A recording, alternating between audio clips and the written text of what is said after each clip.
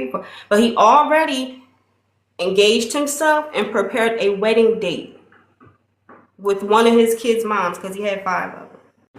Now, before I get into this message, I have an introduction and this is part 1. And then I'm going to allow the live video to play, so the message will make more sense.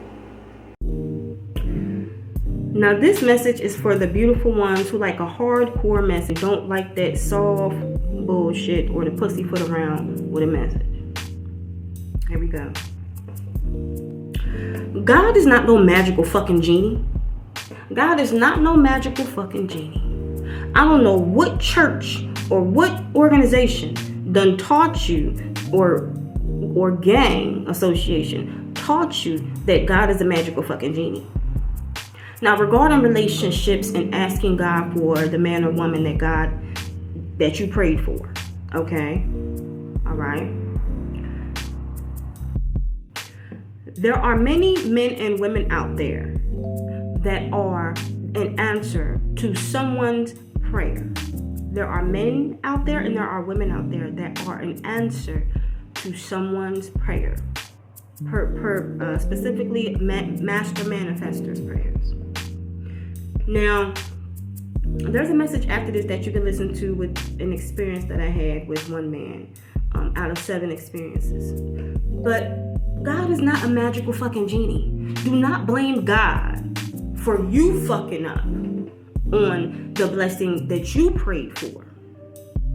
It's too many men and women out here that's out here pussyfooting, living in living situations, having multiple children with men and women that they know they do not see a future with.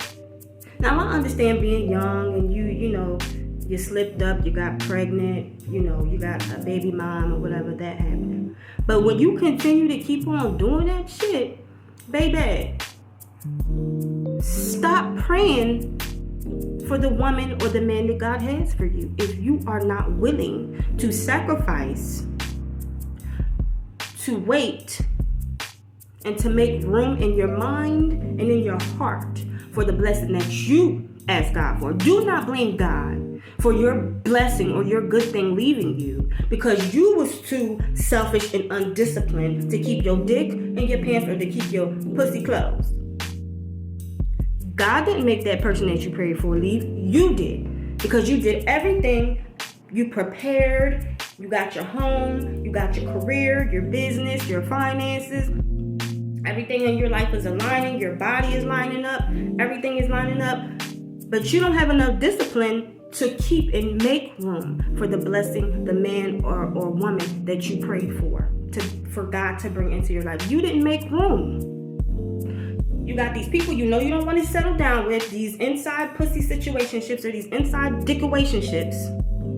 You dragging these stragglers along because they become stragglers because even you are beginning to supersede them in the vision that you have. Even you're beginning to supersede them in anything that they would pray for or ask for because they just enjoying the ride. You don't carry these stragglers along. And then when God bring the blessing that you prayed for along, you're not even ready for it. You're not even prepared for it. You didn't even prepare your mind or your heart to receive them. So you ain't even make room for them. You done had the kid, you done planned the wedding date, you done planned all this bullshit, you done married this person, and then finally, once you get to the position in the place where you imagine that you needed to be in order for the man or woman of God to come in your life, once you done prepared, oh shit, I done brought this straggler along, I done had a baby with this woman, I done had a baby with this man, we done planned a wedding date and everything, and exactly what I prayed for on paper has now entered the vicinity. And now I can't, the blessing has to move along because I didn't make room for the blessing.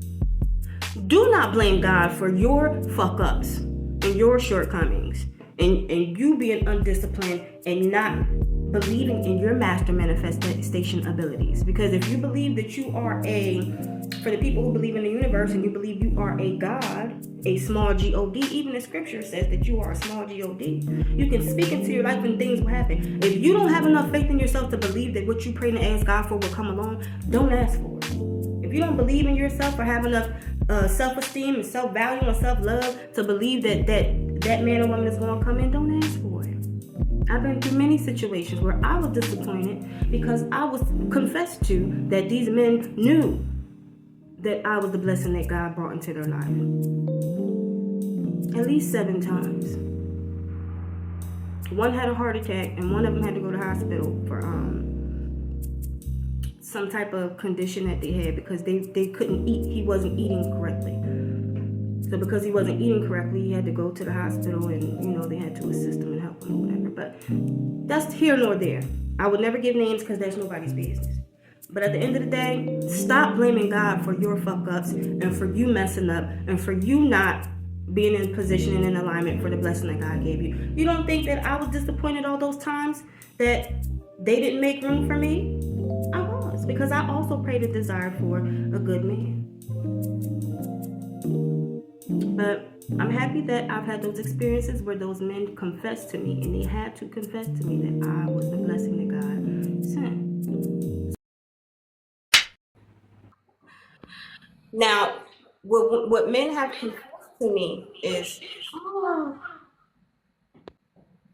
you're the one.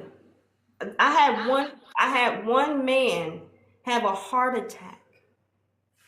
After I came to him.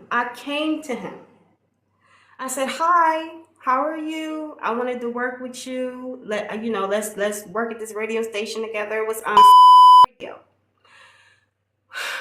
When I got through having a conversation with this man, because I was already his type that he prayed for. So God told me to add these clips from over 5 years ago to further explain and better get the understanding of what I looked like and how I was really into keeping my body together. Because God knows that men are big sticklers on women who keep their physique together, especially men with a lot of money and power and influence. This was the body type that he had envisioned and prayed for, and this is what God presented before him. This is what he liked. Men with money appreciate a woman who keeps their body together. But going forward with the message, he confessed to me, "I prayed for you." At the end of our conversation, everything I said, everything I did, all of who I was aligned with who he prayed for. But he already engaged himself and prepared a wedding date with one of his kids' moms, because he had 5 of them.